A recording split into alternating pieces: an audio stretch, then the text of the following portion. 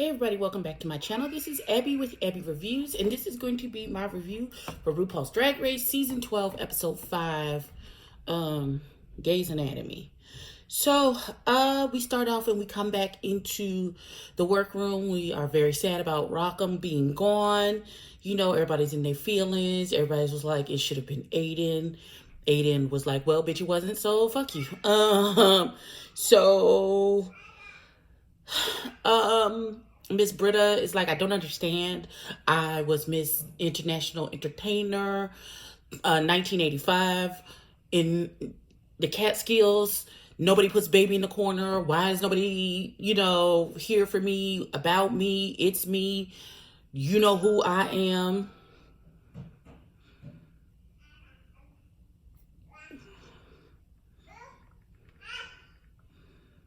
Okay, hold on.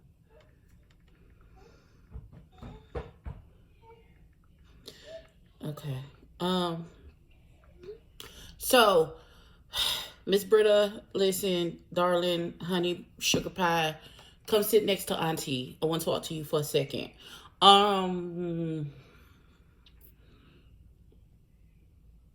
It's not about you, beloved. It doesn't matter about all of your accomplishments that have happened up until you've gotten here. Now that you are here, it's like you're starting from zero with everyone else. You have to show and prove. Your prior acts are not going to speak for you in this particular arena, boo-boo. I need you, listen, but I was. Yeah, you are. And kudos to you for that accomplishment. You are now in the valley with everyone else, and you're going to have to climb the mountain, bitch. Turn your looks, turn your performances, and then you'll be in the top or you'll win. Point blank, period. The end. Your prior acts are not going to speak for you. This is not court, darling. And you're getting on my nerves with that. Let me just be very, very transparent with you, beloved lady. Nope. So, Auntie, I called her Auntie. Okay, well, that's what she is. Auntie Rue comes into the office. Hello, into the workroom, and she says this week, there's no mini challenge. She said this week's challenge is going to be an acting challenge, and,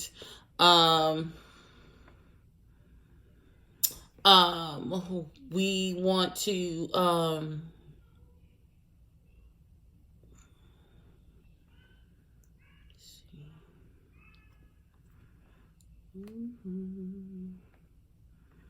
and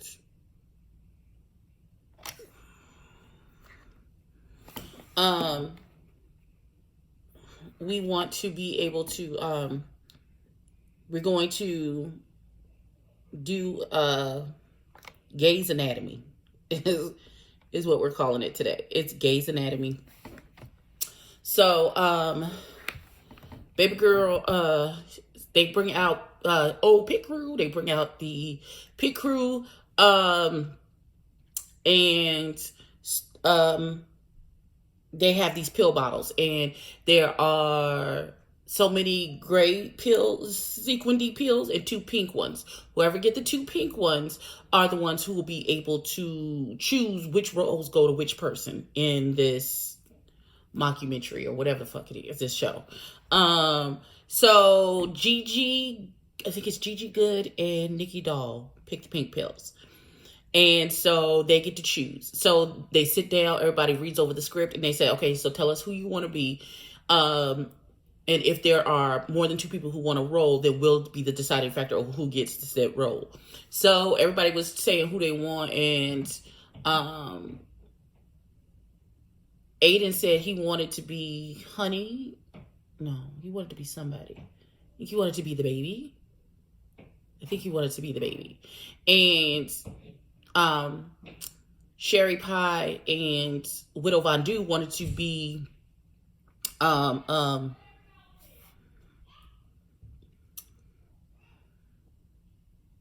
Sherry Pie and the Widow Von Du wanted to be Mommy Dearest. Okay, so Nikki Doll, and they said, okay, we'll take this into consideration, and they go sit down and have a deliberate about what they're going to do. They decide to give the role to Sherry Pie and give a different role to the Widow Von Du. Widow Von Du is not happy She's like, this some old bullshit. You know, y'all on that bullshit and I don't appreciate it. I don't appreciate it at all. And I was like, okay, girl, she should have been Blac Chyna.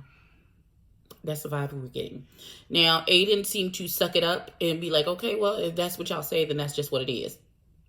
And it was like, oh, well, we thought you would do good playing a ghost, which was, where's the shade noise when I need it? Which was absolute shade. It was shade. That's just what it is. There was no getting around it. That's just what it is. And so the run, everybody do their skits.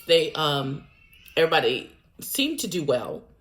We'll get more into that when we get to the runway. So then the runway is capes. Cape-again. Capes across the board. Cape Cod. Something about capes. I can't remember the name. But of course we're going to get into the looks of these capes. Hold on. Let me get past the 10 million pictures that I took of myself.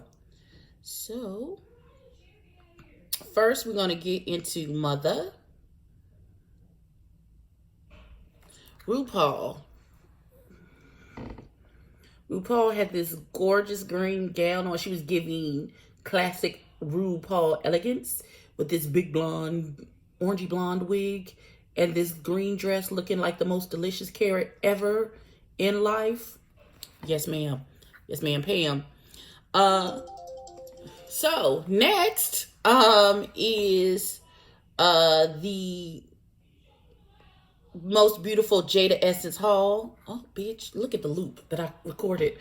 Listen, bitch. Come on, swirl, cape, swirl, bitch, swirl. Okay, so Jada Essence haul was in this beautiful pink, like Bob Mackie, shoulder detailed situation and circumstance for her cape. I was here for it. Let me see this loop. Okay, bitch. Okay, kick your heel. Okay.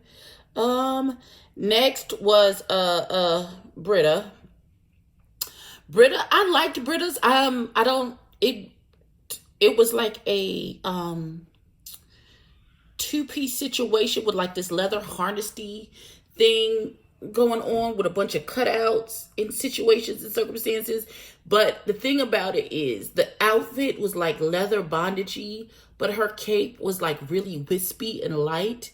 If her cape had been made out of the same fabric as the bottom half of her skirt, I think it would have balanced well, and she would have got more points for having that cape, because her cape was too light and airy and wispy. Like if her whole outfit was tooly and lighty and very wood nymphy fairy-ish, then that cape would have worked with what she had going on. But because her outfit was so leather bondagey heavy feeling, that light wispy cape did not go with it.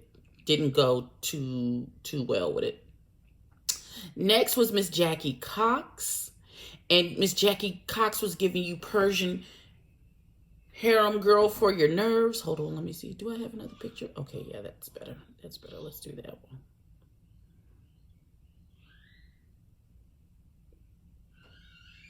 Okay. And that is Miss Ma'am. Come on, Jackie. She was giving you Alibaba Nights for your nerves. And then there was Jan. Oh, Jan. There's no Georgia class that goes to art school. Jan had a very unique idea for her cape. So she did like a skydiver, and she had like a backpack on her back, and instead of being a parachute that comes out, it was her cape. So she came running down the aisle. That's her. Listen, it was super cute. It was super cute. I was into it. Now, here's the one that won the day for me. Dear Miss Gigi Good, bitch, when I say your movie references are spot the fuck on, bitch. When I say this bitch was giving me Troop Beverly Hills tease, Shelley Long, like I'm going to try to find a movie on Netflix today and watch it now. This was everything, bitch. And if you have never seen True Beverly Hills, I don't understand what's happening with you. What are you doing with your life? Beverly Hills, what a thrill. What you doing? Where you been? Where you going? Girl, ma'am, sis, daughter, niece, girl, child. Y'all know good and damn well she did this. She did this. Sherry Pie was dressed like Elvis. Heidi, I think if Heidi's cape had been black, sparkles like her outfit, this would have been more successful. I felt, or if it had been like a Firebird situation where like that, her leotard was a sparkly fuchsia, like the fuchsia in the wings, it would have been more successful. Unfortunately, it looked like it was two different outfits put together and there was no cohesiveness to this. But that body was, listen, ma'am, the body was snatched. That is what I aspire to. Listen. I could just get my stomach. Okay, we're not even gonna. Next was Miss Crystal. Miss Crystal Method was giving me very 60s. I'm a flower child. Maybe I hang out with Charles Manson and them. Like this cape. When I say think cape, this is what I'm thinking of. Like this big, ginormous, lined, come through, push through, puss situation. Miss Crystal Method, yes ma'am. And she's ever evolving in her makeup, so it seems to change from week to week. Do I have a better picture of Aiden? Yes, I do. So I am here for Miss Crystal Method. Now,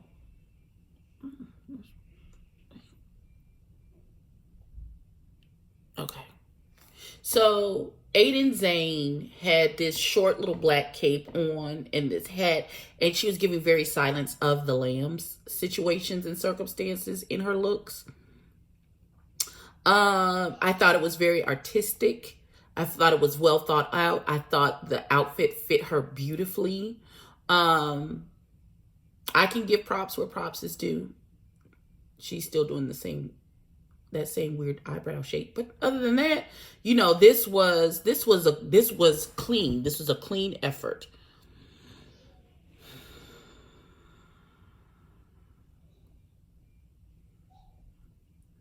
Coming to the stage next is the Widow Von Du. The Widow Von Du was giving watermelon teas. I'm not the hugest fan of watermelon, so this maybe is not as, you know, this doesn't wow me as much as it would maybe somebody else who likes watermelon. But her hair was green. I'm gonna forgive the black stockings because you only see a tiny portion of them, but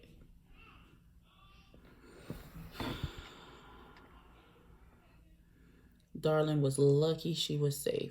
Now, Miss Nikki Doll, bitch, giving very much was Courtney Cox and that outfit where she popped the wings out for her bird challenge. Listen, Miss Nikki Cox. And then she had like, it was very Wonder Woman. She had like a little tiny gossamer thing. Like she had that big thing. And then she had a little tiny gossamer cape attached to the back of it. She was absolutely gorgeous. She was gorgeous in this outfit. Yeah, she was gorgeous in this outfit. So unfortunately, so they show the skit. It's cute and it's funny. The standouts for me was Widow Von Du and There's something about Heidi that is very engaging to me whenever she steps into the frame. So she was a standout to me, not necessarily to the judges. So the winner was Sherry Pie, with the Widow Von Du clothes on her heels. The bottom two was Nikki Doll, who I think if she had just if she had fully committed to that baby being French, coming out in French, and everything, I think everything she should have said should have been in French, not like she should have came out like an old French man and just started cussing everybody out in French as the baby. That would have been, I think she might have won this challenge and not been in the bottom.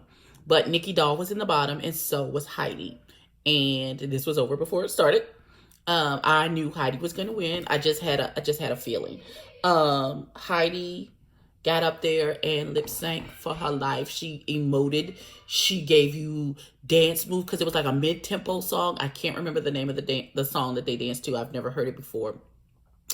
But Miss Heidi. Ru called her Heidi and Siki this week. So Miss Heidi did all of the things. She did all of the damn things. And rightfully so. Shantae, you stay. And unfortunately, Miss Nikki Doll was sent home. Nikki was very gracious. When they went to Untucked, everybody was attacked. Not everybody. They were Aiden felt very attacked in that moment. And shout out to Laganja Estranja. And felt like everybody was coming at her. Nobody believes that she should be here. She's getting a very Jinx Monsoon edit. I don't particularly care for it because I don't think she has Jinx Monsoon talent to match the edit that she is being given. I don't know if this is now an afterthought that they're trying to re-edit so that when she's in the final four, because Sherry Pie gets eliminated, that it makes more sense. And then we go like, oh, okay, I see that, and not go crazy. That's where I am with that, because that's where I see this going. So yeah, by Nikki, she left an outfit and some hair for Heidi, because they had a sweet moment in Untucked where Heidi was giving her encouragement, because Nikki was giving Heidi encouragement because Heidi just knew that she was getting ready to go home. But she ended up sending Nikki home instead. So that is my review for RuPaul's Drag Race season 12, episode 5. Please like, comment, and subscribe. Tell a friend to tell a friend, and I will catch you in the next one. Peace.